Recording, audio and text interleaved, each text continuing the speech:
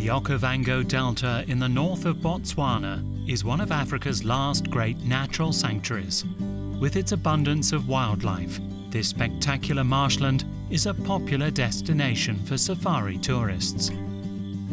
You can discover nature without disrupting it by taking a local boat called a Mokoro. It's quiet and doesn't pollute the environment. We join tour guide Shaba, a local who learned to operate a Mokoro from his family when he was a child. I really appreciate the silence. I really appreciate the relaxing of this. No African massage if you compare it to the jeep. So this is just a smooth ride whereby you only either hear the swish of the water and the calls and sounds of animals at a distance. If you want to just relax and don't want to hear anything, this, I think, it's a best or unique transport to use for you to go back to your thoughts. But thoughts and relaxation are quickly interrupted by a nearby overactive hippo.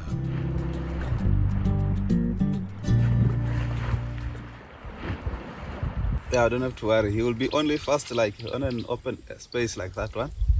But otherwise, it's not that fast because of the grass. The 20,000 square kilometre Okavango Delta is one of the largest and most animal-rich wetlands in Africa.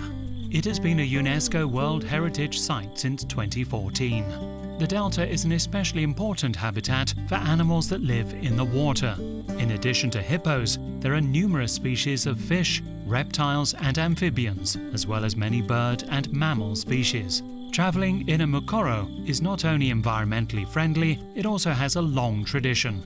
It's been a means of transportation for locals for centuries. I am coming from the tribe called Bayei, which is the tribe invented this as a mode of transport in the early 18th century. So our forefathers, they were coming from Sudan.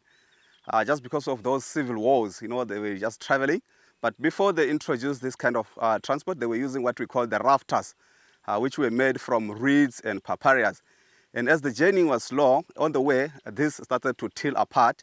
Then that's when now they come up with an idea of chopping down the trees, like the sausage tree, the African mangosteen, the jackalberry trees. Those are the tree types which they were using to make this Mokoro.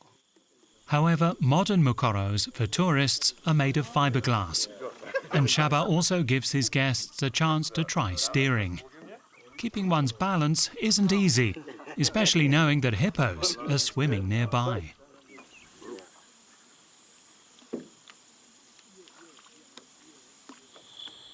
Shaba works in the Kwai Private Reserve in the Okavango Delta, run by Natural Selection. The company has a special focus on sustainability. The lodges are built with local materials by local designers. Building with concrete is not allowed in the area. Everything must blend in with nature. Toilets included, and they even have a view of hippos. Staying there isn't exactly cheap, costing at least €800 per person per night. The price of the journey with a small bush plane is not included. But at the end, you're surrounded by nature. People are becoming more interested in knowing that when they travel with impact. If we don't conserve this and working close to the community, and if they don't buy into it, there won't be this wildlife which guests are coming to see. 1.5% of what guests are paying goes to communities and conservation projects like Elephants for Africa. Botswana is seen as a role model in Africa in many aspects, for its good governance, fair distribution of the diamond wealth, and conservation efforts. There is also a growing number of elephants in the area. Researcher Walona Sehularu is documenting them. Essentially, we're trying to build a database to try and help us analyze the social networks between the elephants. Essentially the same as you would have in social media to see, this person is close friends with these people, but they have a larger acquaintance cycle, which includes this person, and that person. Botswana is home to the world's largest elephant population. About 130,000 elephants live here. and the number is growing. But this doesn't come without problems. The elephants devastate the farmers' fields. That's why Elephants for Africa has built a massive electric fence around the fields. Since then, no incidents have been reported. Being able to provide them with mitigations that keep elephants and other animals away from their fields, it means they don't have to worry about elephants destroying their fields, and then they can take that time to start considering elephants as something other than a threat. As a result, attitudes towards elephants are changing, although there are still concerns. Gore ne re na le tshogo la gore ke sera ebile gape re tshogetse gore wai ga gona se ke tla se bona mo tshimong.